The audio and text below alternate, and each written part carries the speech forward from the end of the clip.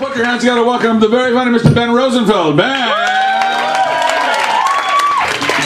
Thank you. Well, how about a nice round of applause for Rick, all the comedians you've seen? Huh? I should probably start by explaining why my humor's twisted. It's because I was born in Russia. Where they don't really teach what happiness is.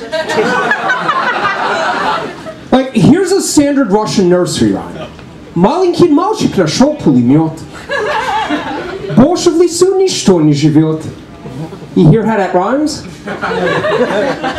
Here's the translation. A little boy found a machine gun. Nothing lives in the woods anymore.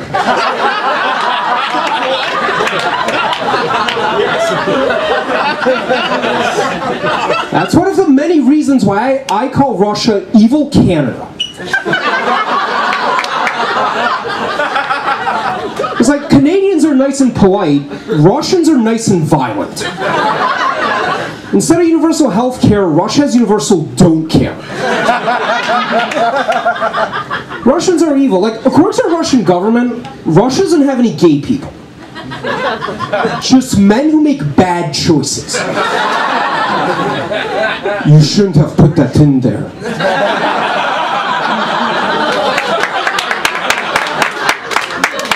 You're going to jail for trespassing.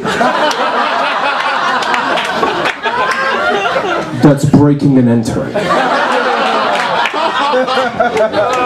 Yeah. Sometimes I like to mess with my friends by speaking perfect English, and then answering my phone with "Da, привет, что он сказал?" He's dead anyway. Alright, so I feel like you guys are starting to get it, but it's not my fault. I'm going to share a couple more nursery rhymes with you, and then you'll understand why I'm a human receptacle of darkness. Девочка Нина плавать пошла, в среду нырнула, в субботу всплыла. A little girl named Nina went swimming.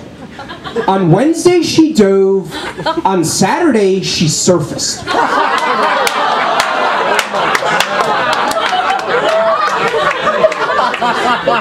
I know.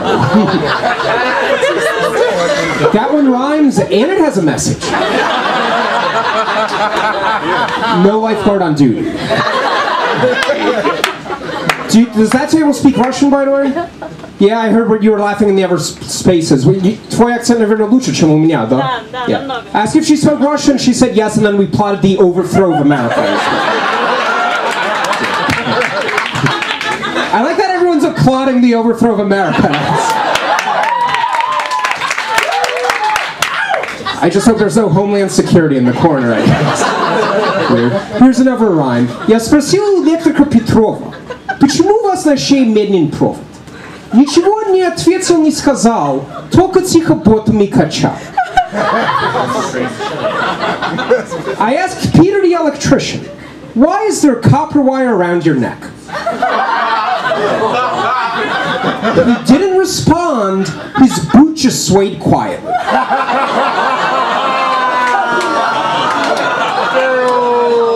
Yeah, that one also has a message. Don't ask stupid questions. One more. Меня зовут Vaca Vaca, Borsch Borsch, Vaca Vaca. That was a fake when I was seeing who's paying attention. Just said Vaca and Borsch over and over.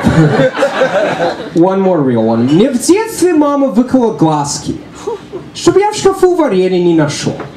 Теперь я не смотрю кино и не читаю сказки. Зато я нюхаю и слышу хорошо.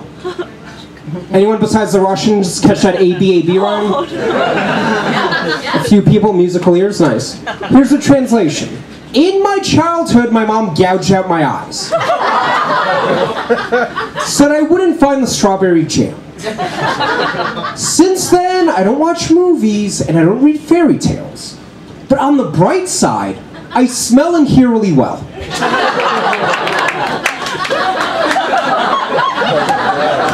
That's Russian optimism, everyone. That is Russian optimism. I actually have a book of 30 of those out as an illustrated coffee table book.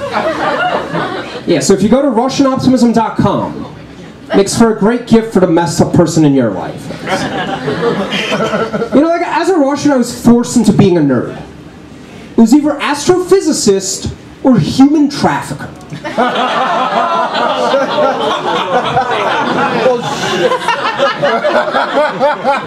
It's true, because like Russians were either math geniuses or stone cold killers. So if you ever meet a Russian and they can't do algebra, run!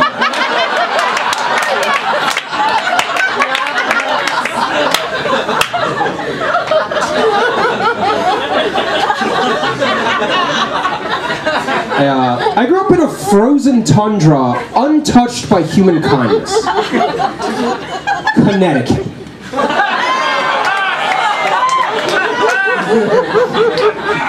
And when I first came to America, I wanted to fit in, so I became overweight.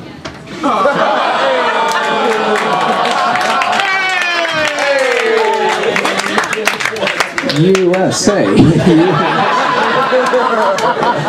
Like, when we first came here, my dad took me to a doctor because I was having like these weird facial tics. Yeah, turns out it was laughter.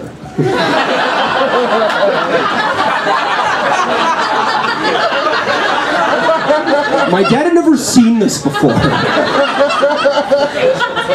He asked the doctor if he could cure laughter. And the doctor was like, "Sir, we don't need to treat this. The public schools will take the joy right out."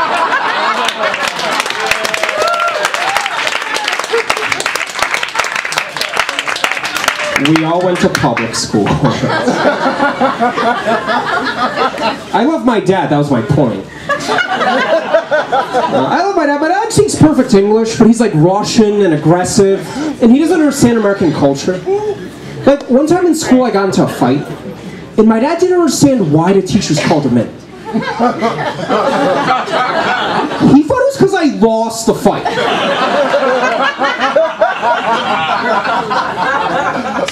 The teachers were like, "Your son can't hit anyone." And my dad's like, "Oh, he's been missing punches?"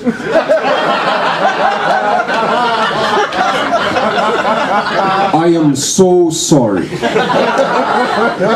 I will train him better." And the teacher's like, "No, your son can't fight." "I know he can't fight. That's why I'm training him. Just give us 2 weeks for a rematch, and I will teach him to stick and move." And the teacher's like, "No, your son can't fight." They're like, "No, your son, Ben can't punch people." "I agree he has a soft jab, but his uppercut, mwah." They're like, "No, in America, kids can't fight kids." "Okay, he'll fight adults. It's time he becomes a man." They're like, "No, if Ben fights again, he'll have to face consequences." "I said he'll fight anyone. I don't care if he's Hispanic."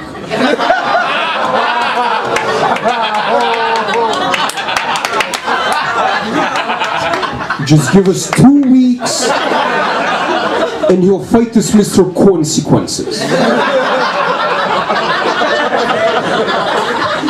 Like, eventually the teachers agreed they wouldn't suspend me if I promised to never, ever bring my dad back to school.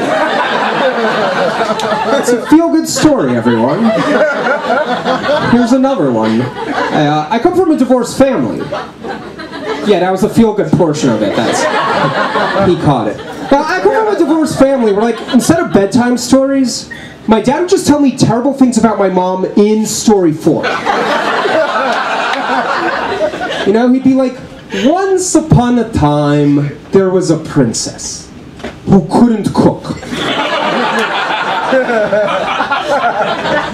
But she was beautiful, and she met a kind man who promised to give her the world. This beach took advantage of this man and tossed him aside like spoiled borscht. So this noble knight got on his white horse, 87 Civic, and journeyed to a magical land of divorce court, where an evil judge teamed up with your mother's fucking Jew lawyer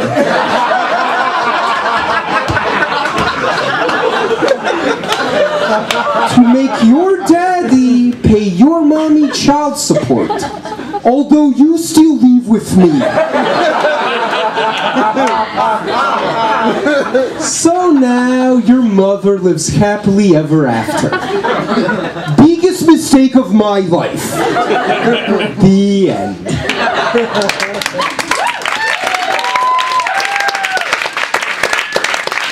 I'm Ben Rosenfeld, the Russian author.